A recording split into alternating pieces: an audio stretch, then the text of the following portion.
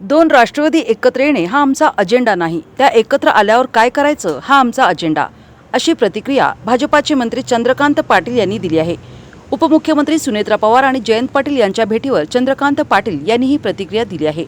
Cabinet बैठकीदरम्यान उपमुख्यमंत्री सुनेत्रा पवार आणि जयंत पाटील पहिल्यांदाच आले होते. त्यांना अनेक जण भेटत होते.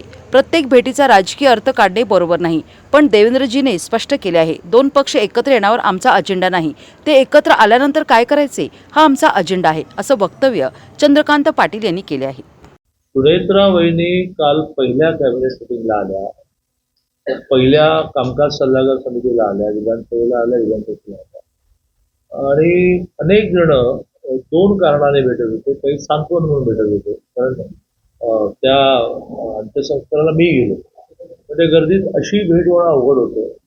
काल तसं मी पण भेटलो, अनेक जण भेटले, तर प्रत्येक भेटीचा राजकीय अर्थ काढणं बरोबर नाही. पण माननीय देवेंद्रजीने काल एक क्लिअर केलं की ते दोन पक्ष एकत्र येणं हा काही आमचा अजेंडा नाही, ते आल्यानंतर काय हे आमच्या अजेंडावर.